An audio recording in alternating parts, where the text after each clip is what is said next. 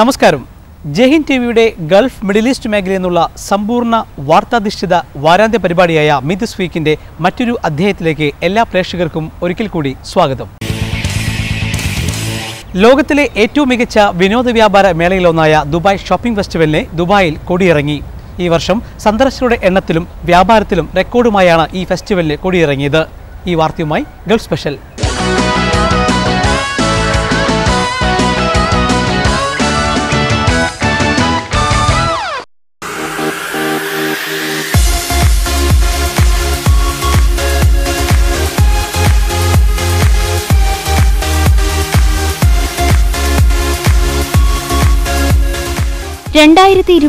World എക്സ്പോയ്ക്ക് ദുബായിയെ തെരഞ്ഞെടുത്തതിന്റെ വലിയ ആവേശത്തോടെയാണ് ജനുവരി 2 Dubai shopping ഫെസ്റ്റിവലിന് തുടക്കമായത്.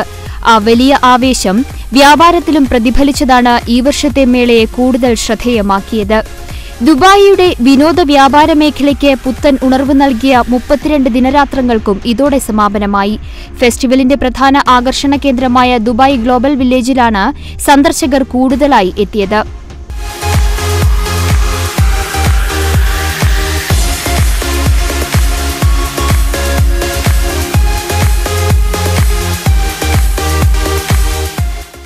കഴിഞ്ഞ വർഷം 49 ലക്ഷത്തോളം പേരാണ് ദുബായ് ഗ്ലോബൽ വില്ലേജിൽ എത്തിയത്. ഈ വർഷം 50 ലക്ഷത്തിൽ അധികം സന്ദർശകരെയാണ് പ്രതീക്ഷിക്കുന്നത്. ഗ്ലോബൽ വില്ലേജ് മാർച്ച് മാസം 1 വരെ പ്രവർത്തിക്കുമെന്ന് അധികൃതർ നേരത്തെ അറിയിച്ചിരുന്നു.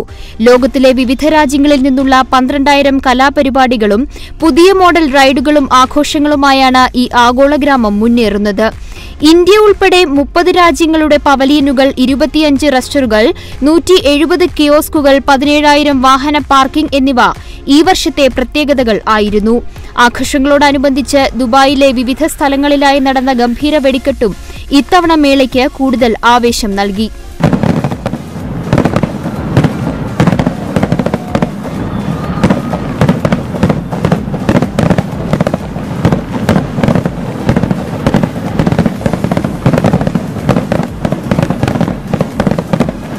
ദുബായ് ഷോപ്പിംഗ് ഫെസ്റ്റിവലിൽ നല്ല തിരക്കുണ്ടായിരുന്നു. ഇപ്രാവശ്യം ഒരുപാട് പുതിയ പുതിയ ഗെയിംസ് അവർ ഇൻട്രൊഡ്യൂസ് ചെയ്തിട്ടുണ്ട്.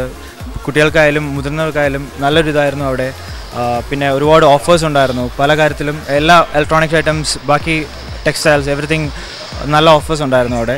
ഞാൻ ദുബായിൽ ഫസ്റ്റ് ടൈമാണ്. അടുത്ത വർഷവും ഇതുപോലെ പങ്കെടുക്കാൻ പറ്റണമെന്ന് ആഗ്രഹിക്കുന്നു.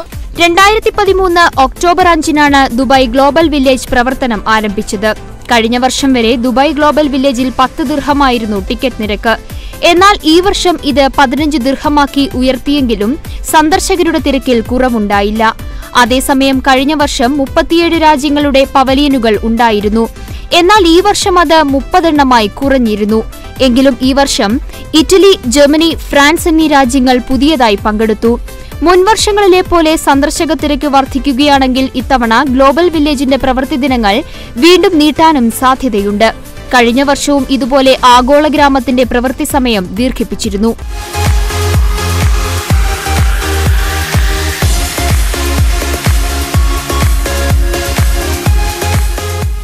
ഗൾഫ് മേഖലയിലെ ഏറ്റവും വലിയ ഷോപ്പിംഗ് മോളായ ദുബായ് മോളിൽ ഓരോ ദിവസവും എത്തിയ സന്ദർശകരുടെ എണ്ണത്തിലും വർധനവുണ്ടായി.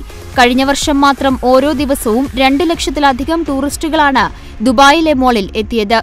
ദുബായിലെ 70 ഷോപ്പിംഗ് മോളുകളും 6,000 വ്യാപാര സ്ഥാപനങ്ങളുമാണ് DSFുമായി സഹകരിച്ചത്. ഷോപ്പിംഗ് മോളുകളിൽ 75% വരെ വിലക്കുറവ് പ്രഖ്യാപിച്ചതും മോളുകളുടെ സമയദൈർഘ്യം വർദ്ധിപ്പിച്ചതും ഇത്തവണ വിൽപ്പന വർദ്ധിക്കാൻ കാരണമായി. വീട്ടുപകരണങ്ങൾ, ഇലക്ട്രോണിക് ഉൽപ്പന്നങ്ങൾ, കമ്പ്യൂട്ടറുകൾ, പെർഫ്യൂമുകൾ, സൗന്ദര്യവർദ്ധക സാധനങ്ങൾ എന്നിവയുടെ വിൽപ്പനയാണ് വലിയ രീതിയിൽ നടന്നത്. ദുബായ് ഷോപ്പിംഗ് ഫെസ്റ്റിവലിന്റെ ഭാഗമായി ഷോപ്പ് ആൻഡ് വിൻ പരിപാടിയിലൂടെ 50 കോടിയിലധികം ദിർഹത്തിന്റെ വ്യാപാരമാണുണ്ടായത്. കൂടാതെ ദിവസേനയുള്ള നറുക്കെടുപ്പും മറ്റു സമ്മാന പദ്ധതികളും സ്വർണ്ണാഭരണ വിൽപ്പന കുത്തനെ ഉയർത്തി. ദുബായ് ഗോൾഡൻ ജ്വല്ലറി ഗ്രൂപ്പ് ഔട്ട്ലെറ്റുകളിൽ 35 മുതൽ 40% വരെ വിൽപ്പന കൂടിയെന്നാണ് കണക്കുകൾ. ഹോട്ടലുകളിലെ താമസക്കാരുടെ എണ്ണത്തിലും വർധനവുണ്ടായി. ഇതുപോലെ റെന്റ് കാർ മേഖലയിലും റെസ്റ്റോറന്റ് മേഖലയിലും ഇലക്ട്രോണിക്സ് മേഖലയിലും ഈ ഉണർവ് പ്രകടമായതും ദുബായിക്ക് നേട്ടമായി. ദുബായ് ഫെസ്റ്റിവലിൻ്റെ ടൈമിൽ വരണം എന്നുള്ളൊരു ആഗ്രഹം കൊണ്ട് ഞാൻ ഈ ഒരു ടൈം സെലക്ട് ചെയ്തിട്ട് വന്നതാണ്. രാത്രിയാണ് കൂടുതലും ഇതിനെ കാണാനുള്ള രസം എന്നുള്ളത്. നാട്ടിലാകുമ്പോൾ നമ്മൾ പകലാണ് പോകുന്നത്, ഇവിടെ നേരെ വിപരീതമാണ്. എല്ലാവരും ദുബായ് ഉണരുന്ന സമയം ഒരു ഈവനിങ് ഒരു 5 മണിക്ക് ശേഷമാണെന്ന് തന്നെ പറയാം. അപ്പോൾ നമ്മൾ രാത്രി 12-1 മണി വരെ ചുറ്റിക്കറങ്ങുമായിരുന്നു. ദുബായിൽ 30 ദിവസം കൊണ്ട് വിറ്റത് ആകെ 6 ടണ്ണിലധികം സ്വർണമാണ്. ഷോപ്പിംഗ് ഫെസ്റ്റിവലിനോടനുബന്ധിച്ചുള്ള സ്വർണ്ണ സമ്മാന പദ്ധതിയിൽ പങ്കെടുത്ത ജ്വല്ലറികൾക്ക് 40% അധിക വിൽപ്പനയും ഈ വർഷമുണ്ടായി. ദുബായിക്ക് എക്സ്പോ 2020 ലഭിച്ചതിന്റെ ഭാഗമായി പുറത്തിറക്കിയ അരപ്പവന്റെ പ്രത്യേക സ്വർണ്ണ നാണയവും വിപണിയിലെ താരമായി. 20,000-ഓളം നാണയങ്ങളാണ് വിറ്റുപോയതെന്ന് ആദ്യ റിപ്പോർട്ടുകൾ സൂചിപ്പിക്കുന്നു.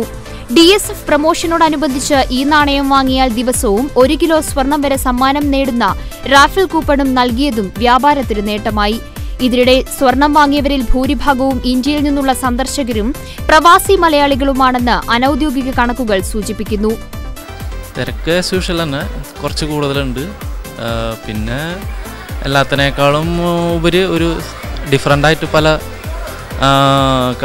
കൾച്ചറുള്ള ആൾക്കാരുടെ ട്രഡീഷണൽ സ്റ്റൈലിലുള്ള ഡാൻസുകളൊക്കെ ഞങ്ങൾ കണ്ടു. ഒരു വേൾഡിനെ മൊത്തം ഒരു കൊടക്കീഴിൽ കണ്ട പോലത്തെ ഒരു പ്രതീതി. ദാറ്റ് മീൻസ് അവിടെ നമുക്ക് പോയി കാണാൻ സാധിക്കില്ല ഓരോ സ്ഥലങ്ങളിൽ. പക്ഷെ അവിടുത്തെ ട്രഡീഷണൽ ഡ്രസ്സസ്, അവിടെ ട്രഡീഷണൽ ഡാൻസസ്, പിന്നെ അവിടെ ആഭരണങ്ങൾ, ഇതെല്ലാം അതിൻ്റെ ഉള്ളിൽ കാണാൻ പറ്റും. അപ്പോൾ ലോകം മൊത്തം ഒന്നിൻ്റെ ഉള്ളിൽ കാണാൻ കഴിഞ്ഞു.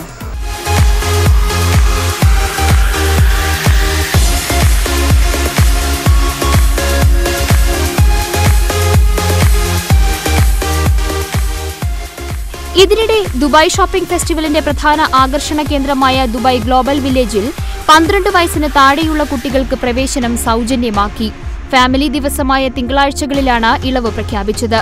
ഗ്ലോബൽ വില്ലേജിലേക്ക് കൂടുതൽ കുടുംബ സന്ദർശകരെ ആകർഷിക്കുന്നതിന്റെ ഭാഗമായാണ് തീരുമാനം. ഇതോടൊപ്പം ഗ്ലോബൽ വില്ലേജിനുള്ളിലെ പ്രമുഖ റെസ്റ്റോറന്റുകളിൽ 60 ദിർഹത്തിന് ഭക്ഷണം കഴിക്കുന്നവർക്ക് 10 ദിർഹത്തിന്റെ വൗച്ചർ സൗജന്യമായി നൽകുമെന്നും അധികൃതർ അറിയിച്ചു. ഫെബ്രുവരി മാസത്തെ പ്രൊമോഷന്റെ ഭാഗമായുള്ള ഈ ഓഫർ മാർച്ച് 1 വരെ തുടരും.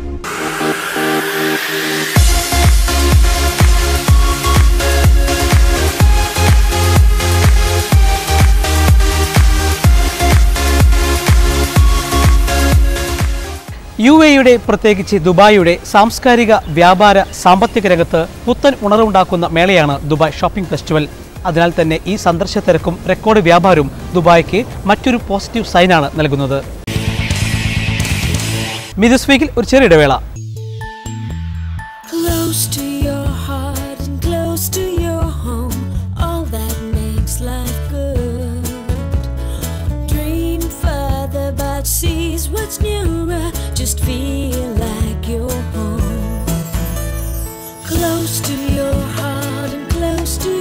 Lulu, hypermarkets, supermarkets and department stores where the world comes to shop. Just feel